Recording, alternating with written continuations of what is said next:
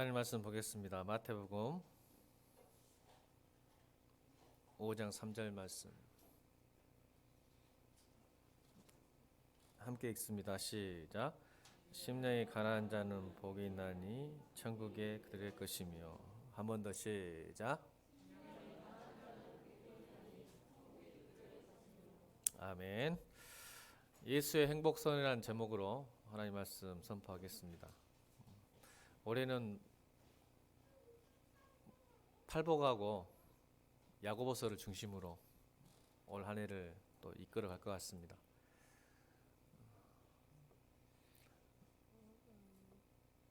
심리에 가난한 자는 복이 있다. 예수님은 행복을 다루시는 분입니다. 그래서 지상에서의 첫 수업이 행복 강의입니다. 여러분 아십니까? 예수님 이 땅에 오셔서요 행복을 주러 오셨거든요. 첫 강의가 행복이에요. 산상수훈은 예수님께서 첫 강의하신 거거든요. 이 땅에 있는 백성들에게. 여러분 행복하십니까? 2022년 행복을 주려고 오셨는데 행복하십니까? 옆에 사람 보세요. 행복하게 보인가? 제가 어저께 이 설교 하려고 몇 사람도 물어봤어요. 야, 나 행복하게 보이냐? 딱 한 사람만 불안하게 보인대요.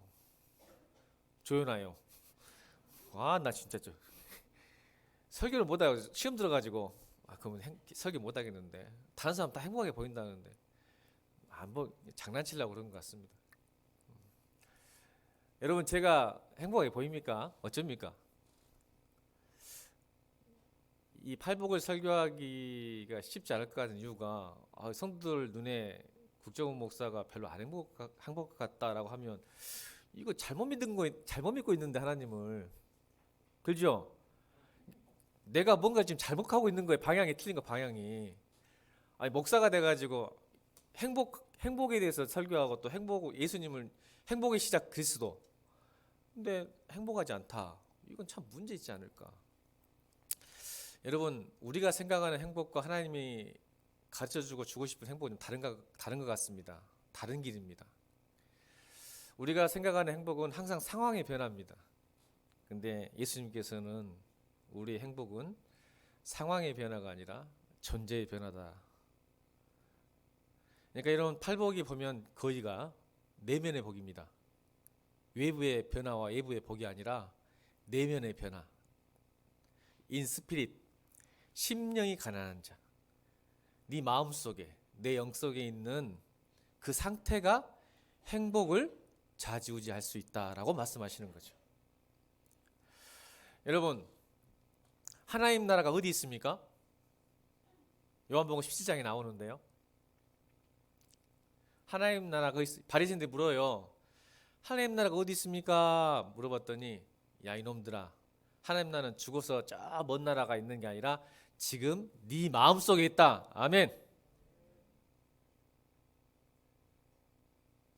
하나님 나라가 어디 있습니까? 물어봤는데 야 너희들 지금 잘못 생각하고 있구나. 죽으면 가는 나라가 하나님 나라 같지 않아? 아니야. 이미 임했어. 이미 임했다니까. 이미 있다니까. 그 어디 있는지 아니? 네 마음속에 있어. 네 마음속에 임했다. 근데 우리 안에는 지금 천국이 없죠. 왜 그럴까? 우리가 그걸 살펴보고 싶은 거예요.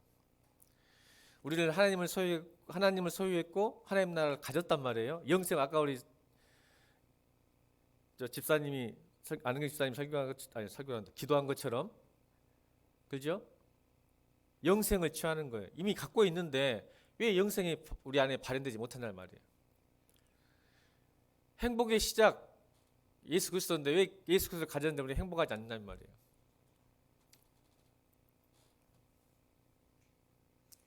하나님이 주시는 행복을 2020년도 누리시길 주님으로 축원합니다. 우리에게 주고 싶으신 거예요. 근데 이미 가졌어요. 가졌는데 누리지 못하는 이유가 있다는 거예요.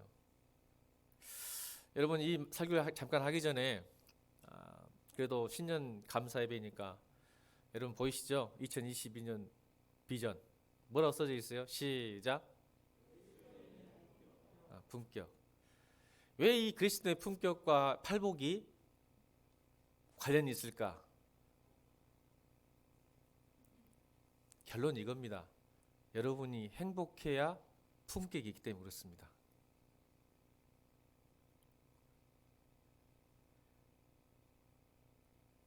행복하지 않은 사람이 어떻게 품격이 있습니까? 여러분, 제가 정말 좋아하는 한시, 예전에 제가 이걸 흔들 수 있는 깃발, 함께 부를 수 있는 노래, 변하지 않는 신념, 이게 청춘이 가져야 될 세 가지 키워드거든요. 제 젊었을 때. 자, 하나님을 좀 멀리 하실 때, 저도 청년 때 하나님을 좀 멀리 할 때가 있었어요. 그랬을 때 고민하다가 했던 게 뭐냐면, 왜 내 인생에 흔들 수 있는 깃발이 없을까? 마음껏 흔들 수 있는 깃발, 또 부를 수 있는 노래, 함께 부를 수 있는 노래, 내가 마음껏 부를 수 있는 노래가 왜 없을까? 또 내가 변하지 않는 확고한 신념이 왜 없을까? 고민하다가 한편에 한시를 만났어요. 하나님 조금 멀리 있을 때, 이게 다 지금 성경에 있는 내용인데 몰랐어요. 그때는 청년 때. 자, 한번 한시를 한번 예전에 한번 소개했던 것 같은데 한번 읽어볼까요? 시작.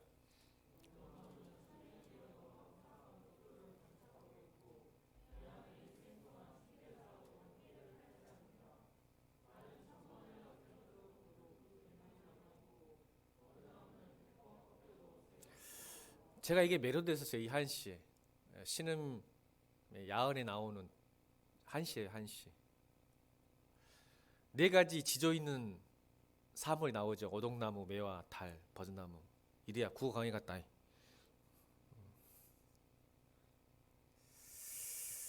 오동나무, 매화, 달, 그 다음에 버드나무, 지조, 변하지 않는 것. 이게 품격입니다. 오동나무의 품격이 무엇일까요? 천년이 되어도 항상 곡절을 간직하고 있다. 오동나무를 베어서 뭘 만들죠? 검은 거요. 변하지 않는답니다. 그 소리가. 시간이 지날수록 더 좋답니다. 여러분, 바이올린도 그잖아요. 오래될수록 더 깊잖아요.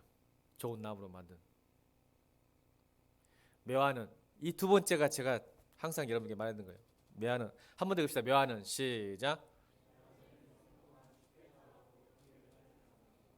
여러분, 그리스도인들이 항상 춥게 살아도, 영광스러운 나그네 힘들게 살아도, 고난받아도, 이유 없이 어려움 당하고 힘들게 살아도, 춥게 살아도 절대로 그 향기를 팔지 않습니다. 이게 품격입니다. 그리스도인의 품격입니다. 돈 때문에 신앙과 믿음을 팔지 않습니다. 상황 때문에, 건강 때문에 우리의 믿음과 신앙, 하나님 나라, 하나님 팔지 않습니다. 이게 품격이에요. 이게 품이에요. 다른 1000번을 읽어줘도 그 본질은 남아있다. 다시 차오르잖아요. 우리 예수 믿다가 넘어지고 깨지고 부서질 수 있어요. 근데 다시 채워집니다. 이게 우리의 본질이에요. 이게 우리의 정체성이에요. 버드나무는 100번 꺾어도 새 가지가 올라온다. 다시 시작할 수 있어요. 2022년 우리가 2022년 어떤 분은 꺾여 있을지라도 2022년은 다시 새 가지로 소망으로 살 수 있습니다. 이게 그리스도의 품격이에요. 늘 그래요. 제가 하나님 늘 춥게 살아도 향기를 팔지 않도록 도와주십시오. 이 한시에 제가 청년 때 꽂혔거든요. 내가 하나님을 섬기기로 했다면, 믿기로 했다면 이렇게 살겠습니다. 근데 내 힘으로 안 됩니다. 하나님이 도와주셔야 됩니다. 안 되더라고요. 내 힘으로 절대. 이게 심령이 가난하다는 뜻입니다.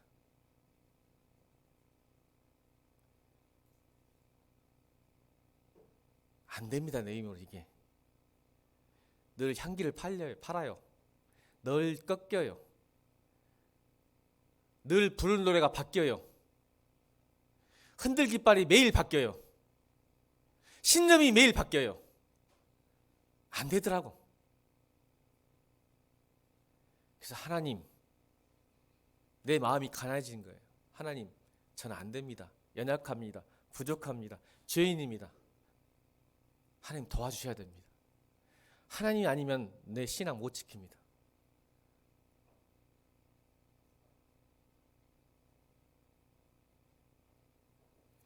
여러분, 물건을 품다는 이 품자, 입구자 세 개입니다. 아시죠? 품, 물건을 상징하는데 입구자 세 개인데, 품격이라는 것은 말에 있구나. 말 세 개가, 하나는 내가 하는 말로 품격이 결정됩니다. 그렇죠? 우리가 사람이 품위가 있다, 품격이 있다 말은 내가 무슨 말을 하느냐, 어떤 말을 하느냐에 따라 그 사람의 품위와 품격이 달라지죠. 말의 중요성이에요. 또 하나의 말은 제가 생각한 거예요. 또 하나는 질문하는 말, 그러니까 들리는 말. 그러니까 여러분, 남이 나를 어떻게 말하느냐, 입구자 또 말, 그 품이죠. 내가 품이 있다, 내가 뭐 멋있다, 나는 믿음이 좋다. 여러분, 그렇게 말할 수 있지. 믿음이 좋다, 내가 뭐가 있다, 품이 있다 말하는 좀 웃기잖아요. 근데 누군가가 나를 향해서 그분은 정말 품위가 있다, 품격이 있다, 믿음이 있다, 신앙이 좋다, 하나님 사랑한다 라고 들어야죠. 세 번째 입은 뭔지 아십니까? 여러분, 여러분의 존재, 질문입니다. 내가 항상 저번에도 한번 설교했습니다. 여러분 살면서 여러분 친구에게나 가족에게나 무슨 질문을 받으십니까? 그게 여러분 존재입니다. 무슨 질문을 받으신가요? 우리 청년들은 저에게 질문할 때 무슨 질문을 할까요? 청년들이 저를 질문할 때, 목사님, 멋있는 카페, 맛있는 식당 어디입니까? 이렇게 묻습니다. 저는 목사가 아니라 먹사입니다. 목사님, 좋은 카페가 어디 있습니까? 좋은 식당이 내가 회개합니다. 지금 오늘 이 자리에서. 주여, 예수님 물어봐야 되는데 좋은 식당, 좋은 카페 물어보고 있어요. 내가 잘못 살았구나. 여러분, 어떤 사람이 여러분에게 돈을 어떻게 법니까? 물어보면 여러분, 그 사람 여러분 존재입니다. 건강, 어떻게 해야 건강을 지키겠습니까? 물어보면 여러분 그렇게 살아왔다는 겁니다. 부동산, 주식 물어봅니다. 난 그렇게 살았다는 겁니다.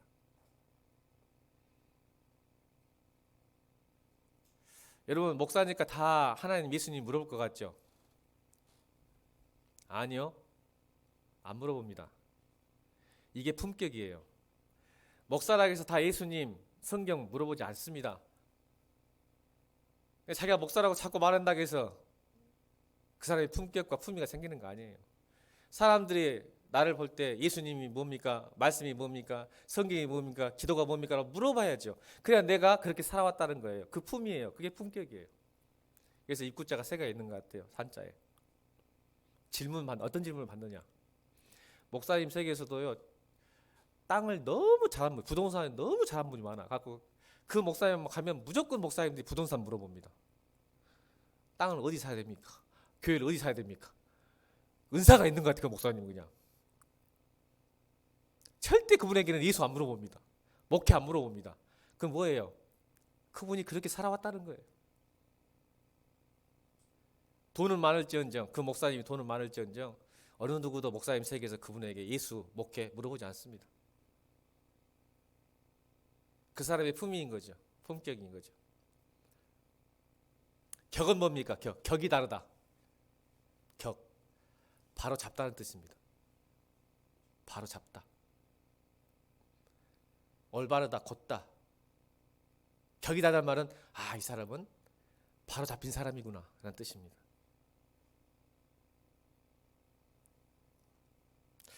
여러분, 인간 세계의 가치는, 현대 사회의 가치는 소유와 능력으로 평가됩니다.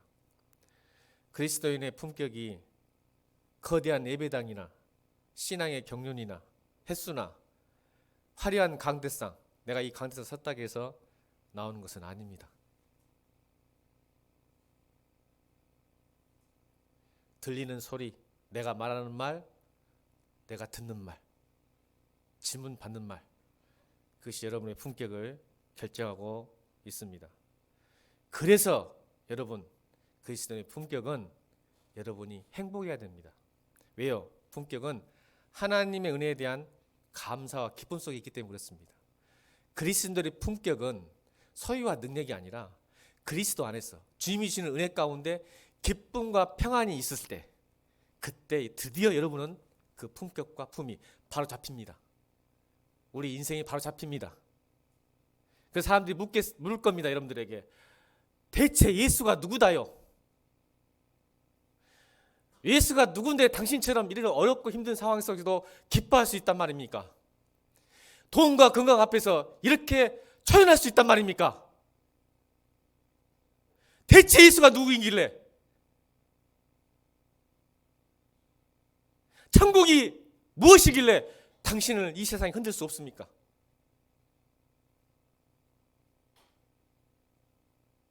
이게 그리스도인의 품격입니다.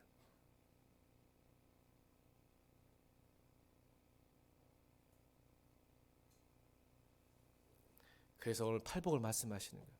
네가 행복해라. 그래야 품위가 있고 품격이 있다. 다시 묻습니다. 목사님 행복한 것 같습니까? 이래야 고맙다. 이래만 아멘 해주잖아. 전부 다 안 행복한, 내가 안 행복한 것 같습니까? 어쩝니까 여러분? 저 좀 안 행복하면 좀 말 좀 해주세요. 문자 남겨주세요. 윤선님 사님 비웃어버려. 뒤에서 뭐하는 짓이야 뭐. 마스크 써도 다 알아버려. 남어 정순 집사님 상담 좀 해야지. 나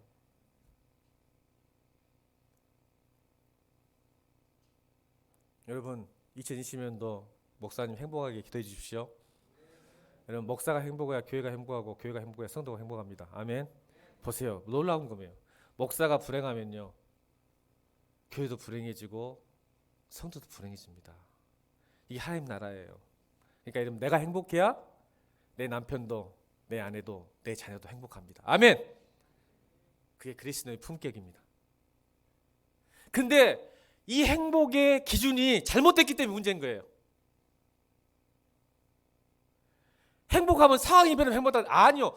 상황은 언제든지 바뀌는데 일희일비하잖아 우리는. 일희일비. 상황이 조금 좋아지면 행복했다가 나빠지면 또 처절하게 절망하고 낙심하고. 이게 하나님이 주고 싶은 복이 아니란 말이에요. 그런 복 주시려고 오신 게 아니에요. 여러분 그래서 심리에 가라는 말은 자기 인식이 중요해요. 왜 중요하냐면 하나님 아니면 안 됩니다. 아까 심리에 가라는 건 뭐예요? 내가 매화, 버드나무, 오동나무, 달처럼 살 수가 없더라니까요. 해봤어. 안 되니까 이렇게 생각하는 거야. 하나님 아니면 안 되는구나. 이런 일들은 믿음도 신앙도 교회 다니는 것도 하나님 은혜 주시면 안 되는구나. 이런 자기인식. 하나님 없이는 한순간도 살 수 없다는 인식. 내가 하나님을 의존해야 내가 하나님을 가질 수 있구나. 하나님 나는 성령 안에서 먹고 마시는 게 아니다. 의와 희락과 평강이구나. 근데 이걸 지키기 위해서는 주 안에서 성령 안에서 주 안에 있어야 되구나. 그러니까 은혜 아니고는 희락과 기쁨과 의를 가질 수 없구나. 이런 가난한 마음. 근데 우리 이게 가능할까요? 여러분 이 가난한 자의 외침을 들어볼까요? 외침이 있습니다. 이 가난한 자들의 외침. 여러분 집사부 일치 아시죠? TV에. 제가 우연찮게 또 봤어요. 저는 우연찮게 보는 게 꼭 설교로 올라가더라고. 여러분 소통력이라는 김창욱 씨 아시죠? 소통력이 뭐냐면 작은 대통령이 아니라 소통을 잘한다고 해서 소통력이라고 하대요. 김창욱 씨를. 소통의 대가. 우리나라 최고의 소통의 대가 소통령. 그가 지금 제주도가 있습니다. 강의를 내려놨어요. 그렇게 내가 들어봤어요. 김창욱 씨 강의를. 와, 내가 저렇게 설교하면 우리 교회 대형교회 되겠다. 부럽더라고. 엄청 말 잘하더라고. 막 은혜도 받아요. 막 은혜도. 그렇구나. 야. 근데 이 사람이 제주도 귀향했습니다. 꿈이 뭔지 아십니까? 은퇴입니다. 은퇴. 그만 강의하고 싶대요. 그래서 집사부 일체가 찾아간 거예요. 제주도 갔어. 그래서 뭔가 듣고 싶어서. 근데 그가 이렇게 말합니다. 사람들은 자기 자신과 사이가 안 좋아도 다른 사람과 사이가 좋고 돈벌이가 잘 되고 일이 잘 되면 아무 문제가 없다고 생각한다. 나는 지금 돈도 잘 벌고 찾는 사람도 많고 유명하니까 문제 없어. 내게 문제가 있다면 이렇게 잘 될 수가 없지. 이게 문제다. 내가 그랬다. 내가 모든 것을 내려놓은 이유가 이것이다. 사람은 늘 자기 자신과 잘 지내고 있는지 돌아볼 필요가 있다. 왜 이런 말을 하게 됐냐면 스토리가 있더라고요. 강의 중에 엄마와 중학생이 강의 들어와요. 특히 엄마들이 김창옥 씨 강의를 많이 들어온답니다. 아이들 때문에. 아이들이 너무 불행하고 힘드니까 불행하니까 공부만 하고 막 세상 끝 공부만 하고 막 찌들 사니까 불행해. 그러니까 얘들을 좀 김창옥 씨한테 강의 듣고 좀 뭔가 좀 하고 싶은 거야. 엄마 마음에. 그래서 중학생 엄마가 있는데 김창옥 씨가 막 웃겼어요. 엄청 잘 웃겨요. 웃기고 막 신나게 딱 있다가 그 중학생이 물어봤대요. 그 김창옥 씨가 강연을 들으니까 어때? 라고 물어보니까 그 중학생이 대뜸 이러더랍니다. 내용은 잘 모르겠는데 선생님이 행복해 보이진 않아요. 자, 이래 다시 볼게. 목사 행복한 것 같아? 아유, 다행이다. 만약 이래가 불행하다가 나 은퇴하려고 그랬어요. 중학생이 대뜸 그러더래요. 강연 어땠어? 자신만만했죠. 김창욱 씨는 다 웃겼고 다 뒤집어졌어요. 그래서 중학생한테 인상 쓰고 있길래 야, 강의 어때? 물었더니 대뜸 이러더래요. 내용은 잘 모르겠는데 선생님 보니까 행복하지 않은 것 같은데요. 이게 트라우마로 와버렸습니다. 가장 잘 나갔을 때 김창욱 씨. 제가 알기로는 김창욱 씨 크리스찬이라고 알고 있습니다. 이 말이 뭐예요? 김창욱 씨 이렇게 들었대요. 너는 가짜다. 말은 행복을 주고 소통을 잘하고 막 웃겼어. 근데 중학생이 본 눈은 너는 가짜다. 그러니까 그렇게 말 안 했어요. 근데 본인이 듣기는 들린 거예요. 들린 거. 보세요. 품위, 품격. 들리는 게 뭐냐면 너는 가짜야.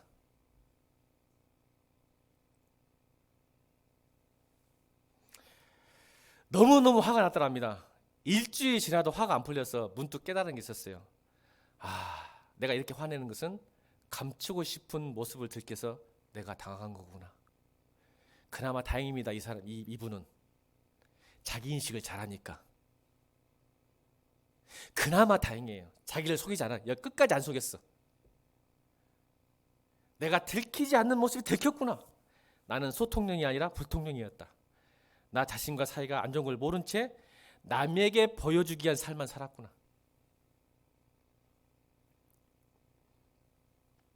여러분, 그래서 고향 제주도로 갔답니다. 기촌에서 기촌. 지금 제주도에 살아요. 여러분, 정신과 치료도 받았습니다. 이것 때문에 그 한마디가 너는 가짜야. 그리고 이 양반이 크리스찬인데 내 소개 좀 들어야 돼. 제주도 가가지고 한 짓이 뭐였냐면 정신과 치료도 받고 이제 주님께 좀 나가지. 바보. 내 팔복 들었으면 금방 고칠 수 있었는데 못 들었어. 김창욱 씨는 초대해봐. 유대국 지사님 전화해가지고 우리 목사님 설교 좀 들으라고. 오늘 이거 들으면 고칠 수 있는데 크리스찬이어도 몰라 이거 행복이 뭔지를. 그래서 제주도 정신과 치료 받고 뭐 했냐면 명품 플렉스를 했어요. 여러분 잘 알잖아. 플렉스. 자기를 치유하는 방법이 여행 아니면 뭐 사는 거야. 봐. 세상에 갇히는 거야. 그래서 행복할 줄 알고 지금까지 안 해왔던 거 시간이 많으니까 이제 기촌해가지고 그래서 야, 나를 위해서 나와 화해하기 위해서 나를 위해서 사용하자 해서 막 사더래요. 샀어. 막 명품 플렉스. 여러분 제가 한 말이 아니라 그분이 한 말이에요. 그랬더니 뭐예요? 이것도 안 되더라. 이거 뭐라고 하냐면 그분의 표현, 김창욱 씨 표현이 정서적 허기가 채워지지 않더라. 멋진 말이었어요. 정서적 허기 채워지지 않더라. 여러분 안 됩니다. 물건을 많이 사고 많이 가지고 여행을 많이 다닌다고 해서 여러분의 정서적, 우리는 신앙적으로 영적인 허무가 채워지지 않습니다. 근데 여전히 그걸 하고 있어. SNS에서 막 찍어. 가짜 모습이잖아. 나는 옛날에 목사님도 호텔 가서 세미나 했는데 어떤 아가씨 3명이 호텔이 아주 멋진 호텔이야. 세미나를 거기서 했는데 식당에 갔는데 옷을 3번 입고 갈아입고 나오더라. 왜 그런가 봤더니 사진 찍더라. 옷을 갈아입고 딱 찍고 음식 시켜가지고 먹도 않은 음식 또 시켜서 또 찍고 또 옷 갈아입고 와갖고 또 찍고 이렇게 찍고 아주 그냥 2시간을 놀아불더만 그냥 거기서. 아까 막 핸드폰 웃고 막 좋아요 그것 때문에 나 몇 개다 다 들려. 팍팍팍 올라가는 거야. 나 그거 보면서 미친 것들. 진짜 그들의 삶일까 그게? 플렉스 했을 거야. 1년 내내 모았다가 한 달 하루 쓰려고.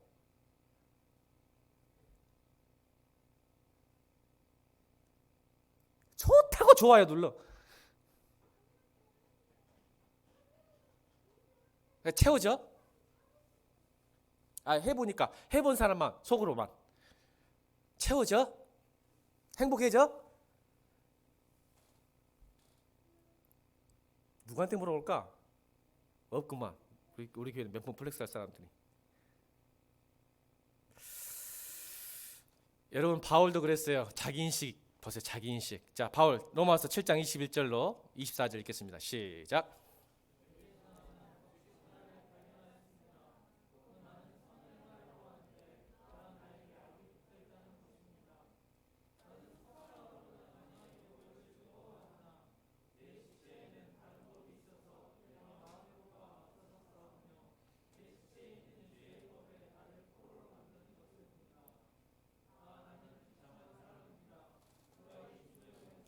보세요. 바울이 배울 만큼 배운 사람 최고의 학문을 가진 사람이에요.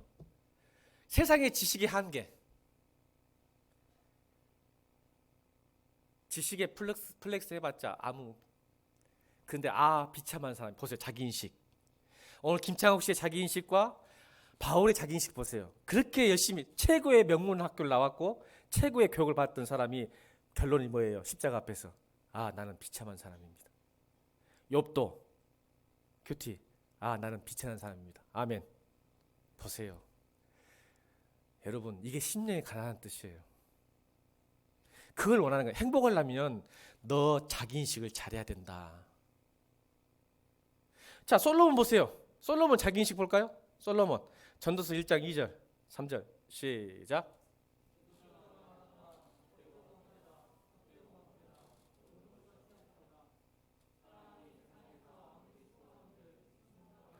무슨 유익이 있겠느냐? 무슨 보람이? 아무리 수고 노력하고 열심히 산다고 해서 무슨 보람과? 솔로몬 부. 자, 바울은 지식이라면 솔로몬은 부야. 부를 위해서 얼마나 열심히 살았겠어 솔로몬이. 근데 헛되고 영적 허기, 정서적 허기 못 채운다. 해 아래 새 것이 없더라. 아멘입니까? 새롭게 해 아래 있는 것은 나를 새롭게 할 수 없다는 뜻이에요. 채울 수 없더라. 사람이 세상에서 무슨 수고를 한들 무슨 보람과 유익이 있는지 아냐? 아니더라. 자기인식 보세요. 자, 모세는요. 자기인식 볼까요? 모세 출애굽기 4장 10절로 43절까지 시작.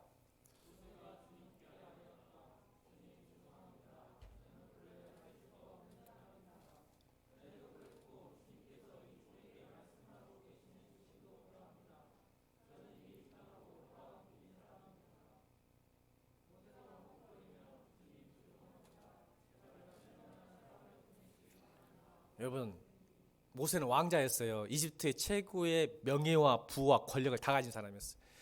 여러분 어렸을 때부터 이러면 뭐예요? 여러분 삼성그룹도 그런다며요. 어렸을 때부터 무슨 교육? CEO 교육 받아요, 여러분.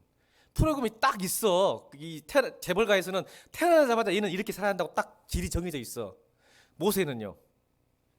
그런 사람이요. 정해져 있어. 나중에 파라오가 될 사람. 여러분 지금의 미국 대통령, 이집트 그다음 가장 광대국 나라의 왕자가 어떻게 살았겠어요? 어렸을 때부터. 그 모세가 자기 인식을 하죠. 나는 말 한마디 못합니다. 나를 보내지 마세요, 주님. 자기 인식. 자기 하나님 일을 감당할 수 없습니다. 자기 인식. 모세 왕자에서 교육을 40년 동안 왕자 교육 받았다니까요. 왕이 계승자. 전 세계 최고 지도자 교육을 받은 사람이야. 근데 말 주변이 없대요. 하나님 나라 감당 못하겠대요. 자기 인식. 이사야 시작.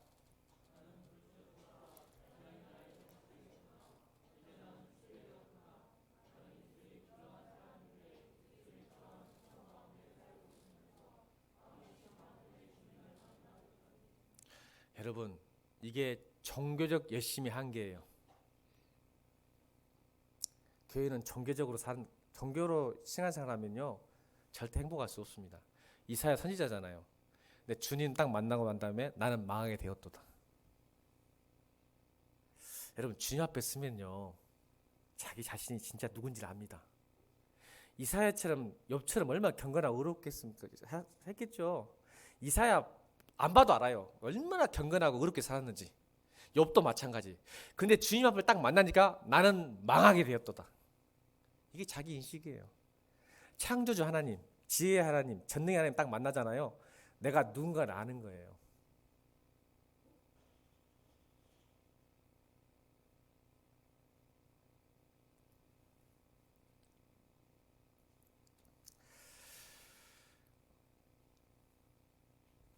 여러분, 나사로와 부자의 비유 아시죠? 누가복음 16장 읽겠습니다. 누가복음 16장 23절 24절 읽겠습니다. 시작.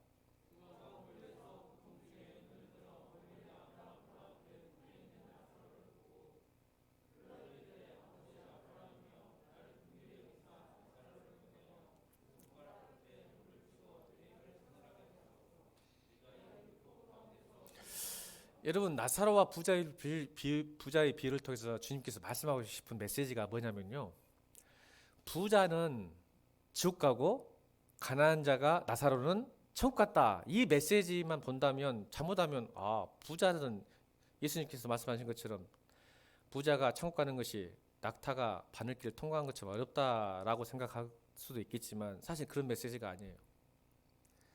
부자는요 심령이 가난하지 못해서 지옥 간 거예요. 돈이 많아서 지옥 간 게 아니라. 왜요? 부자의 삶을 보시면 심령이 가난한 상태로 산 게 아니라 이런 심령이 가난하면 마음이 허하고 마음이 뭔가 채우지 못한, 이런 말 알죠? 여러분, 우리가 누군지는 알잖아. 뭔가가 외롭고 우울하고 채우지 못하는 뭔가 있잖아요. 그것을 뭐로 채운지 아세요? 하나님으로 채우자. 심령이 가난하지 못해서 하나님으로 채우는 게 아니라 파티하고 잔치 베풀고 또 뭐예요? 취미생활하고 이런 것으로 사니까 심령이 부해져 본 거예요.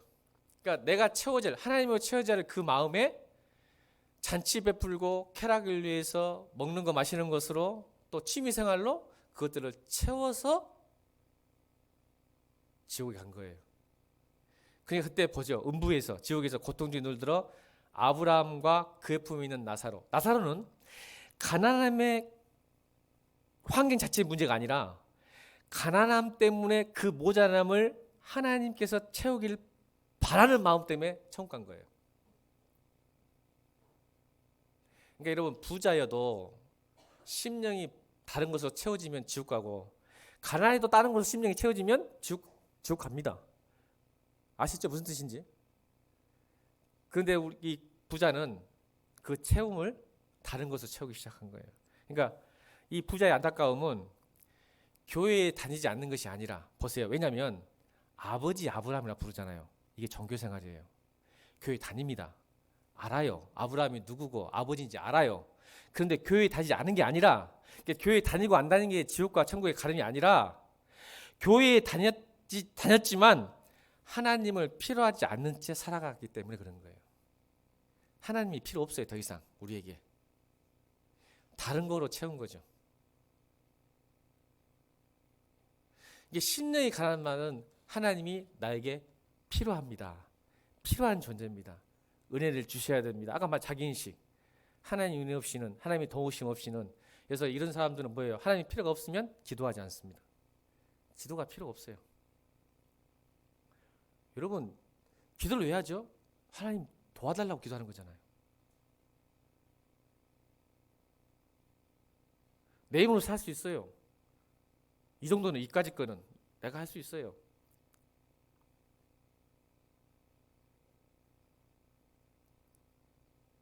심령이 가난한 말은 그거예요. 물질이 가난하고 부가 아니라, 부자지만 다른 걸로 채우려고 했다. 김창국 씨처럼 플렉스 했는데 안 되더란 말이야. 주님으로 채워야 될 텐데. 우리 김창국 씨 축복합니다. 한 번도 안 봤지만, 관련도 없지만 예수님 만나서 행복해지길 바랍니다. 오늘 예하로 나왔으니까. 교회만 왔다 갔다 하는 것이 하나님 나라를 누리는 게 아니에요. 행복한 게 아니잖아요. 부자가 그래서 부자가. 여러분 가룟 유다와 베드로 보세요. 실수하고 넘어지고 깨지고 꺾였어요. 둘 다. 맞죠? 예수님 둘 다 배신한 사람이에요. 품위를 잃었죠. 품격이 떨어졌죠. 예수님 부인했으니까. 근데 가룟 유다의 방식은 뭐였어요? 자기 인식을 못했어요. 베드로는 자기 인식 한 거야. 가룟 유다는 자기 인식을 왜 못했어? 그가 후회했지. 보세요. 마태복음 20장 3절에 그때 예수를 판 유다가 그의 정죄함 등 잘못을 스스로 뉘우쳤어. 스스로 뉘우쳐 그 은 30을 대제사장들과 장로에게 도로 갖다 주며. 뉘우치긴 똑같아요. 베드로와 가룟 유다는 똑같이 뉘우쳤어. 근데 뭐 했어요? 자기 인식이 틀렸어. 가룟 유다는 실수했구나. 그래서 여러분 재물이 문제가 아니잖아. 은 30을 다시 제사장한테 갖다 주면, 그러니까 이 돈을 던져버리면 다시 퍼지면 자기가 바뀔 줄 알았어. 이걸 포기하면 은 30 때문에 예수를 팔았으니까 은 30을 버리면 자기는 변할 줄 알고 행복할 줄 알았어. 또 뭘 하겠어? 내가 대제사장들의 유혹에 넘어가서 어쩔 수 없이 이렇게 했다. 여러분 자기 변명, 자기 정당화, 자기 합리화, 상황이 이래서 어쩔 수 없습니다. 자기 인식이 잘못된 거예요. 결국 선택과 결정을 자기가 해놓고는 대제사장 때문에, 상황 때문에, 이 돈 때문에 내가 예수 받겠으라고 돈을 던져버려. 안 받았어요. 제사장들. 나 필요 없어. 너 가져가. 그러니까 성소에 던져버렸잖아. 그리고 갔는데 행복하지 못해서 스스로 목을 메고 죽습니다. 이게 잘못된 자기 인식의 결과예요. 넘어지고 깨지면 상황 탓하고 돈 탓하고 무슨 탓하고 있는 거야. 여전히 자기 인식을 못하고 있는 거예요. 내가 왜 교회를 못 다니고 내가 이 믿음이 없고 이것들이 어쩔 수 없었다고. 근데 베드로는 보세요. 똑같이 뉘우쳤어요. 닭이 3번 우니까 그때 주님께서 내가 3번 부인하는 말 그때 깨달았고 슬피 울며 그 자리에서 통곡을 합니다. 통곡을. 주여 내가 죄인입니다. 내가 죄인입니다. 내가 잘못했습니다. 그때 예수님이 또 찾아오셨어요. 죄 묻지 않으셨어요. 할렐루야. 죄 묻지, 네가 나를 왜 배신했냐? 안 물어보셨어요. 우리를 알아요. 우리를 예수님께서는. 그래서 뭐라고 한지 아세요? 네가 날 사랑하느냐? 창피해서 옛날에 사랑했다 했거든. 그런데 부인했거든. 그러니까 창피해서 말을 못해. 이제는 그 말을 책임 못 지겠어. 보세요. 사랑한다는 말 못하면 왜 자기가 실수했기 자기 인식. 나는 이 말 한마디 지키지 못한 사람이다. 주님 사랑합니다. 이 말 한마디도 지킬 수 없는 존재라는 걸 깨달은 거, 자기 인식이 있었던 거야. 그러니까 대답을 못해. 왜? 사랑합니다. 그 말을 지킬 힘이 없어. 자기한테. 주님 아시잖아요. 주님 아시잖아요. 자기 인식이에요. 주님 사랑할 수 있는 게 내 힘이 아니구나.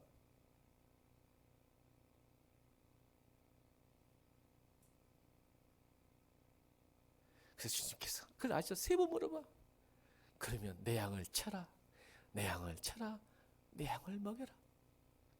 회복됐잖아요. 그래서 최고의 수제자가 됐잖아. 이게 자기 인식이에요. 이것 보고 심령이 가난하다는 거예요.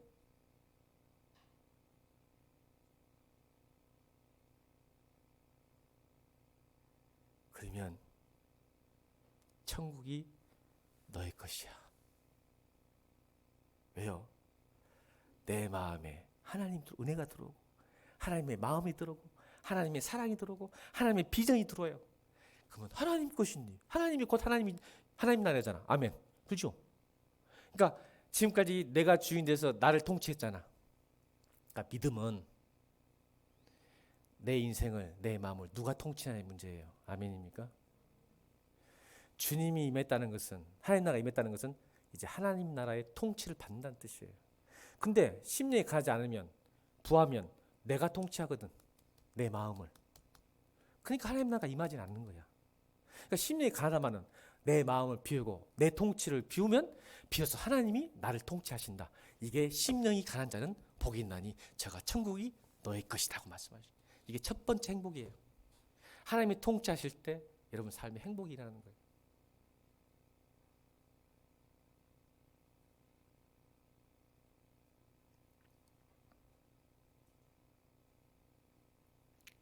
여러분 예수 믿으면요, 진짜 여러분 이 상산수훈은 예수님을 따르는 무리에게 증거하는 게 아니라 예수는 진짜 믿는 제자들에게 하는 말입니다. 이거 아십니까? 이 말이 뭔 말인지 몰라요. 제자가 안 된 사람들은. 그러니까 예수 안 믿으면 무슨 소리냐? 여전히 그래도 소유와 능력이지.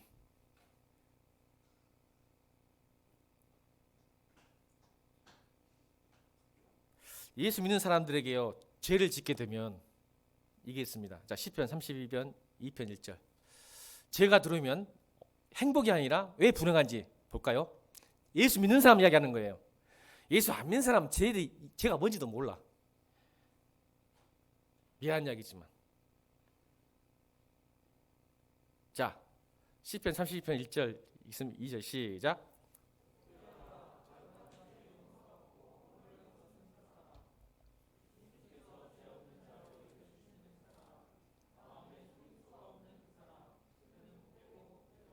아멘. 복이 뭔지 아셨어요, 여러분? 여러분 복이 뭔지 알아요? 용서받음과 제사함의 복이에요. 예수 믿는 사람들은요, 죄지면 굉장히 불통이야. 죄가 들어오면 하나님과 나가 관계가 끊어져 버려요. 은혜가 없어. 기쁨도 없어. 여러분 아시잖아요. 예수 믿는 사람들은 이거 알아요. 이걸 모르겠다 하면 아직 몰라. 예수님 만난지 안 만난지 모르겠어. 나는 여러분들. 내 안에 죄가 들어오면 뭔가 꺼리낌하고 우울하고 답답하고 기쁨도 사라져버리고 평안도 사라져버리고 은혜도 사라져버리고 예배가 예배되지 않고 찬양을 할 수도 없고 기도할 수도 없어.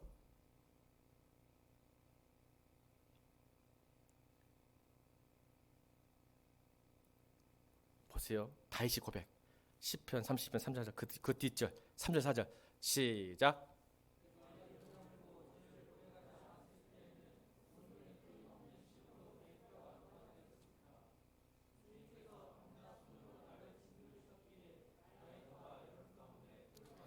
이렇게 되는 거예요, 여러분.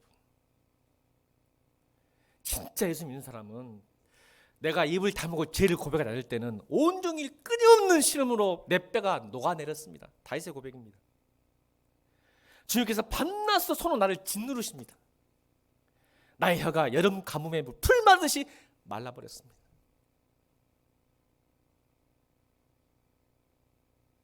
이게 진짜 그리스도인입니다. 그런데 5절입니다. 시작.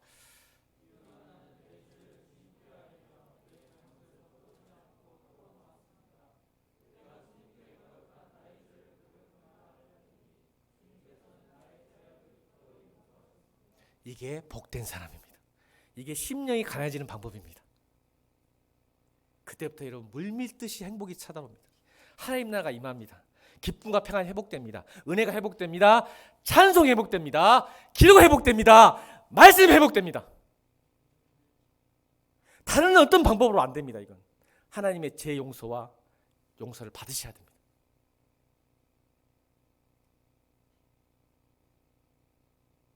그때 비로소 여러분 복이 임합니다. 하나님 것이 여러분 것이 됩니다. 그래서 여러분 우리 영적 싸움, 아까 찬양 유사님이 만드신 거예요? 아니에요. 유사님 올해 무조건 해야 돼. 합시다. 여러분 성도에서 가장 중요한 싸움은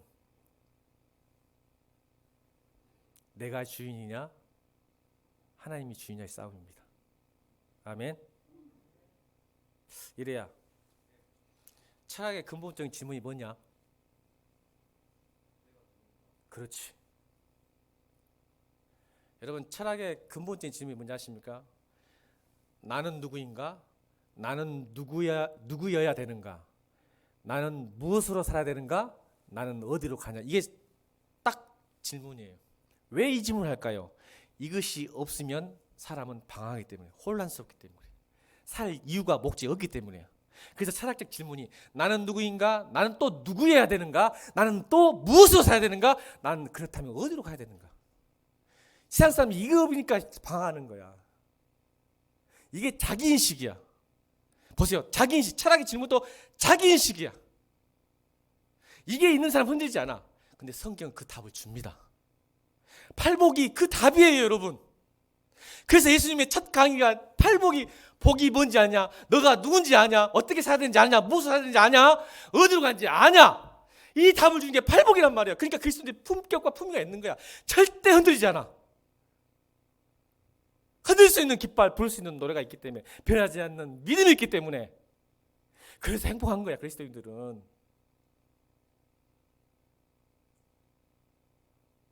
그래서 영적 싸움을 하셔야 돼요. 아까 선한 싸움 찬양할 때 믿음의 선한 싸움 뭔지 아세요?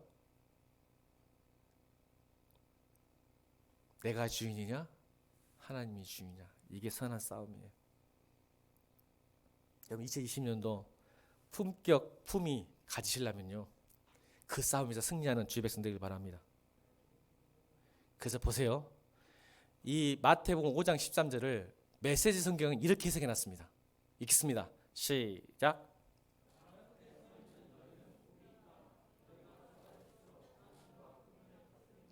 아멘. 이 마태복음 5장 13절을 유진 피터슨 목사님이 이렇게 번역해 놨어. 벼랑 끝에 서 있는, 벼랑 끝이면 우리 실존은요, 좀 공부하고 철학 좀 공부, 인문학 공부하면 절망이 뭔지를 알아요. 인생이 절망 끝에, 벼랑 끝에 서 있는 너희들아, 너희는 복이 있다. 왠지 아냐? 절망이 끝나지 않는다.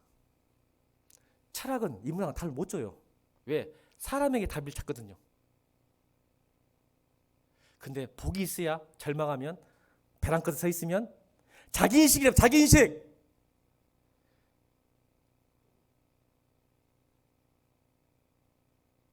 내가 누군지를 알려 하는 너에게 복이 있다. 진짜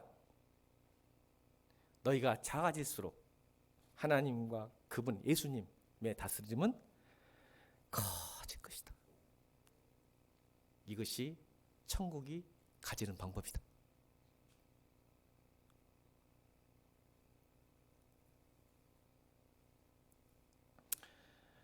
여러분 가시나무새 알죠? 이제 결론입니다. 가시나무새 한번 볼까요? 읽습니다. 시작.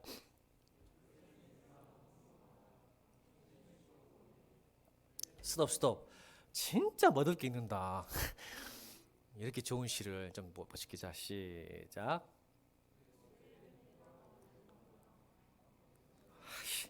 안 되네. 좀 시 좀 읽어라. 진짜. 좀 부드럽게 다시 한번 시작. 네, 다음에 하기로 계속 넘어갑시다. 자, 쉴 곳이 없네.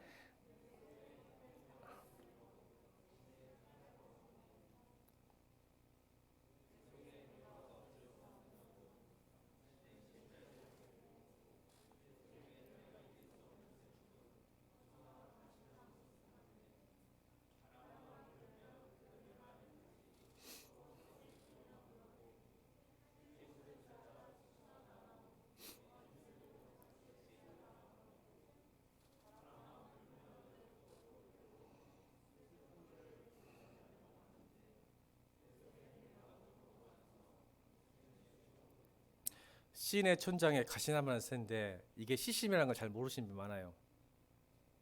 지금 이 하덕규 목사님 됐습니다. 이분이 이 노래를 짓고 부른 이유가 하나님을 만나고 나서 시인과 촌장이라는 그룹이 함춘호 씨하고 하덕규 씨거든요. 함춘호 씨는 유명한 CCM 기타리스트입니다. 두 분 다, 한 분은 목사님이고 한 분은 지금 기타리스트로 CCM에서 많이 활약하고 계시는데, 그분 예수를 만나고 그분들이 이 가사와 작곡을 했습니다. 내 속엔 내가 너무 많아. 당신의 쉴 곳 없네. 당신이 누굴까요? 예수님입니다. 내 속엔 헛된 바람도 많아. 당신이 편할 곳 없네. 바람이 많아서 예수님이 편하지 않아요. 내 속엔 내가 어쩔 수 없는 어둠과 슬픔, 내가 어쩔 수 없는 어둠과 벼랑 끝에 선 자기인식.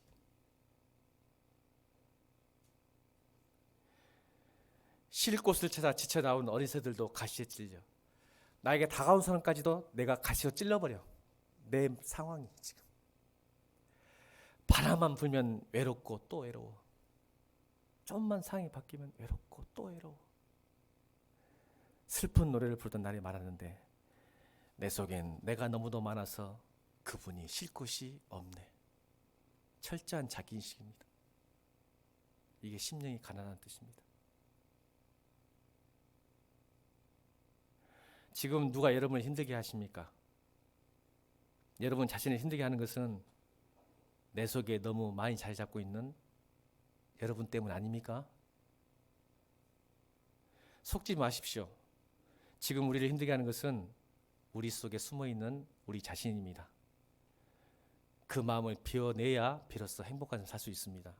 따라합시다. 내가 너와 함께 할 수 있도록 내 마음을 비워주지 않겠니? 오늘 주님께서 행복으로 초대를 하십니다. 팔복을 통해서 행복으로 초대를 하시는 거예요. 여러분들에게 그리스도의 품격을 품위 있게 사는 게 뭔지 아니? 초대하고 계십니다. 행복으로. 따라합니다. 내가 너와 함께 할 수 있도록, 내가 네 마음속에 쉴 수 있도록 내 마음을 비워주지 않겠니? 찬양합니다.